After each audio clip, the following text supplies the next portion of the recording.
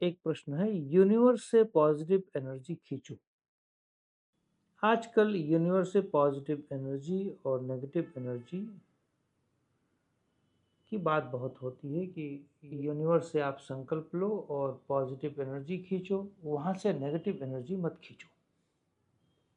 ये इसलिए लोग बात करते हैं कि उनको लगता है, यदि आप बहुत एनालिसिस करो मनुष्य की वृत्ति, मनुष्य की अंडरस्टैंडिंग को, तो वो इसलिए इसे कहते हैं क्योंकि वो हर चीज को सोचने से प्राप्त करना चाहते हैं, जबकि वास्तव में सोचने से प्राप्त नहीं होता। कोई चीज यूनिवर्स से आप मांग लोगे तो वो दे देगा, ऐसा कुछ नहीं। यूनिवर्स खुद मालूम ही नहीं कि उसके पास एनर्जी है।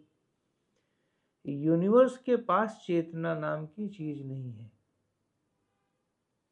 प्रकृति में ऊर्जा है, प्रकृति में अपनी ऊर्जा है जो प्रकृति को खुद मालूम नहीं है।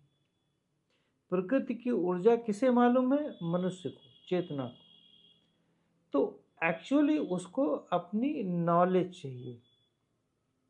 वो अनअवेयर है, इसलिए वो हमेशा ऊर्जा की डिमांड करता रहता है।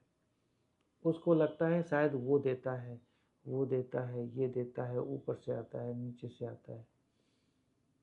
किंतु सत्य ये है कि प्रकृति में अपनी ऊर्जा है, पर उस ऊर्जा की बहुत ज़्यादा जरूरत नहीं है। जैसे योग में हम कहते हैं, योग में कहते हैं कि हम इस तरह की सिद्धियां प्राप्त कर लेते हैं। किस तरह की?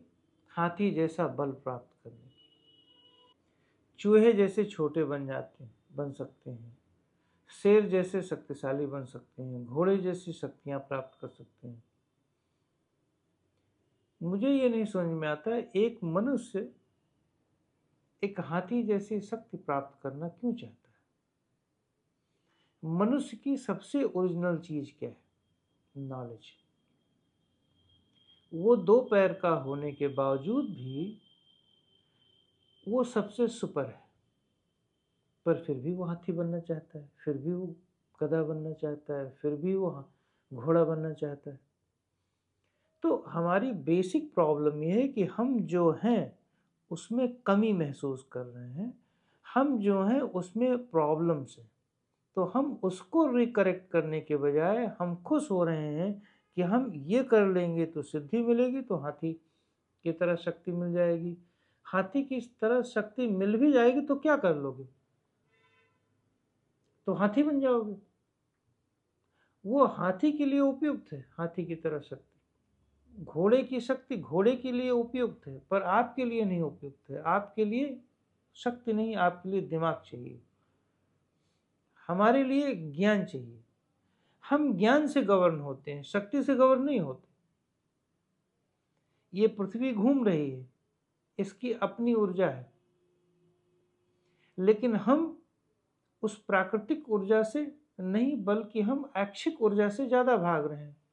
तो जब हम ऐच्छिक ऊर्जा से, अपने मन के द्वारा निर्मित इच्छाओं से जब बहुत ज्यादा भाग रहे होते हैं, तभी हमें शक्ति की कमी पड़ती है।